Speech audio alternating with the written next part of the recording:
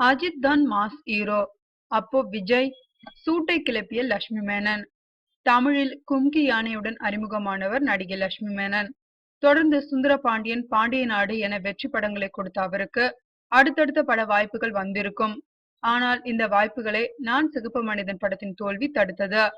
தற்போது கௌதம் கார்த்தியுடன் சிப்பாய், கார்த்தியுடன் கொம்பன் ஆகிய படங்களில் மட்டும் நடித்து வரும் அவர் பட வாய்ப்புகள் குறைந்து விட்டதால் படிப்பிலும் கவனம் செலுத்தி வருகிறார்.